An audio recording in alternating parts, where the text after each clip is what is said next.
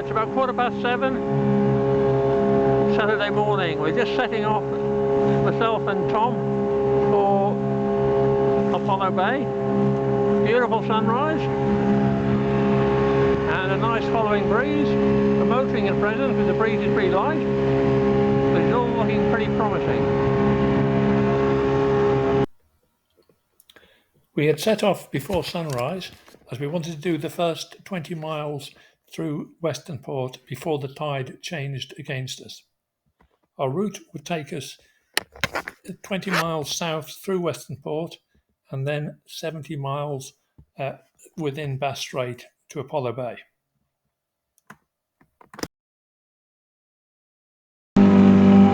It's 9:30 and we're just going past Bentnor, approaching McAfee's Reef, and that in the distance is the Nobbies.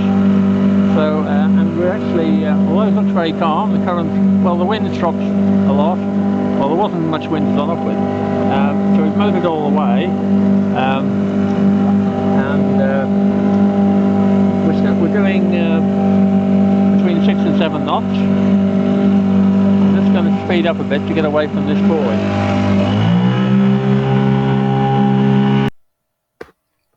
This is the buoy I was anxious to avoid. Well, we managed to avoid that buoy, but only by a couple of feet, and had the engine running flat out. I went to the left of it, and I should have let the current, I should have gone to the right of it where the current was trying to take me. Anyway, a bit far closer than I wanted to be, but we didn't hit it. Well, it's now 10 to 1, and we sent the motor off an hour or two ago, and sailing along, rolling a bit. Got twin head sails up. Never done this before. Seems to work out quite nicely. The wind vane is steering us, and that's Cape Shank, and that's Tom having a snooze.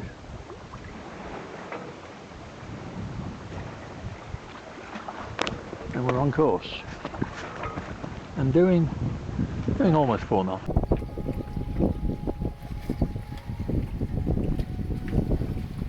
During the morning, the wind gradually increased as forecast, and we were able to take down one of the head sails and just sail with one head sail and no mainsail. We were pleased to have the AIS as we were both receiving and transmitting, and we saw 2 ships change their course to avoid us.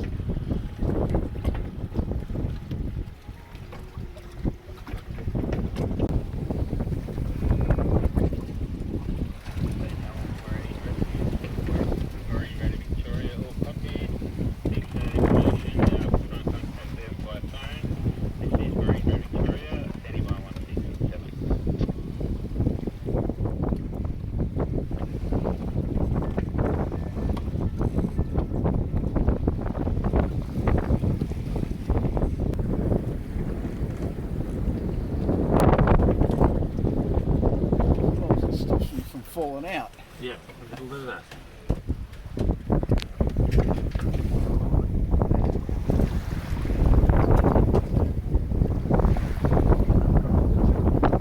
I'm just leaning and putting on. By sunset, the wind had risen to about 15 knots, and we were sailing well under just the head sail. However, during the night, the wind gradually got lighter and lighter, so we slowed down, and we were really too tired to add additional sail. We both got some sleep, but our speed slowed it a lot, and we didn't arrive. And at one time we thought we would get to Apollo Bay at about 2 a.m, and in fact we didn't get there till 5 a.m. We motored the last hour to Apollo Bay and arrived at 5 a.m, 22 hours after we left Warneet. So we averaged about 4 knots for the trip.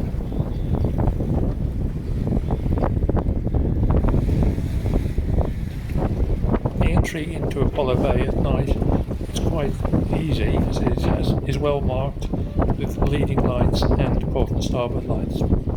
However, anyone using the book Cruising Victoria should note that the information in that book is out to date and the leading lights have changed significantly since that book was written. As we approached the harbour entry, 2 large fishing boats came out from the harbour, and that was useful in that it confirmed where the entrance was. They had very bright deck lights which blinded us.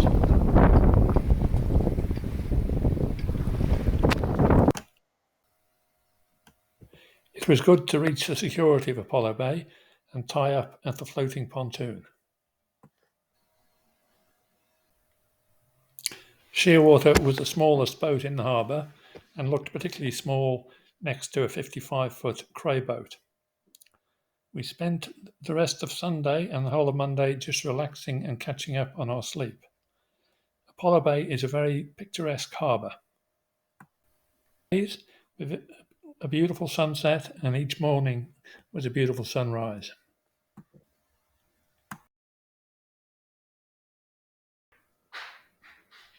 Apollo Bay is still a working fishing port, and this is one of the 2 squid boats which blinded us when we came in on Sunday morning. We had considered going to a motel to sleep, but we were provided with a secure and sheltered berth and a key to the toilet and shower at the harbour, so we slept on board. We planned to leave first thing Tuesday morning, but when we got up, the wind was still blowing from the north, so we decided to stay another day. We set off at 2 o'clock on Wednesday afternoon. There was a strong wind warning, and we hoped that by delaying our departure we would avoid the stronger winds, and we also managed to avoid the rain showers. This is a flock of gannets in the picture.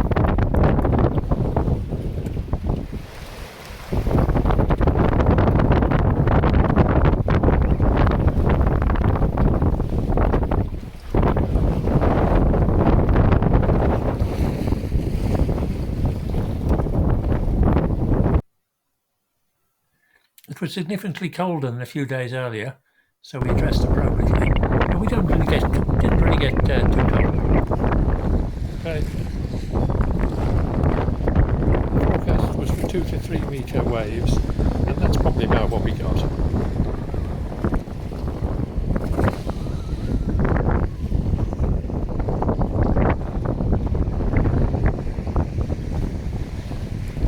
We kept the bottom washboard in place in case a wave ever broke into the cockpit, but none did, and the boat seemed to rise above each wave. It felt very comfortable.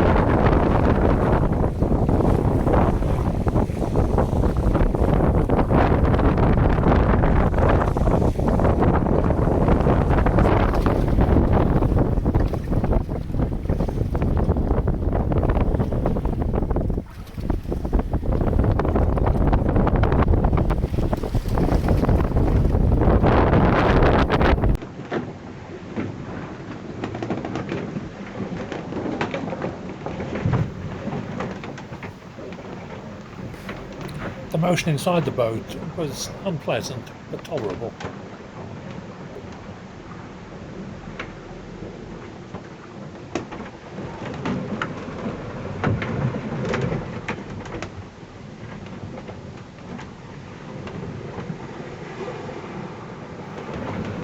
This is the wind vane, the hardest working member of the crew. Without it, steering would have been very boring and tiring. The wind vane required some maintenance. We had to replace a couple of bits of string which wore through, but generally it proved to be very reliable.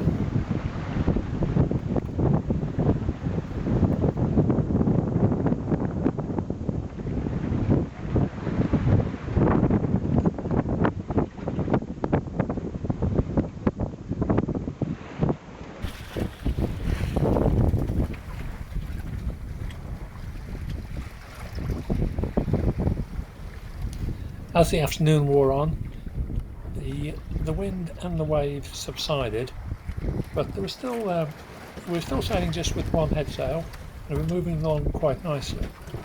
So as sunset approached, we were still showing 6 knots speed, and we were about a third of the way across Bass Strait. But then during the night, the wind dropped more, and we slowed a lot. So we started the engine and motored the last hour or so in Bass Strait.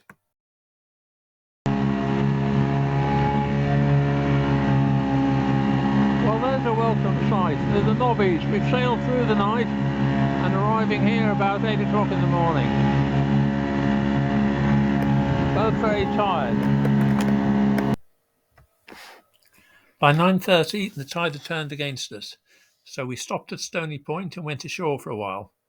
As the tide was falling, we moved the boat a short way offshore and anchored to get a few hours' sleep. When we woke up, the breeze had turned to the south and strengthened, and we had a good sail for the last 10 miles back to Warneet.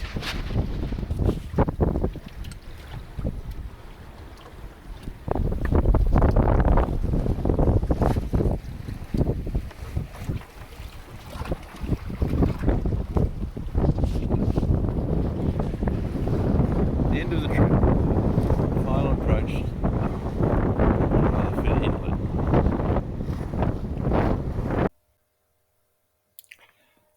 We arrived back at our mooring in Warneet at about 6 o'clock on Thursday evening, which is 28 hours after we left Apollo Bay.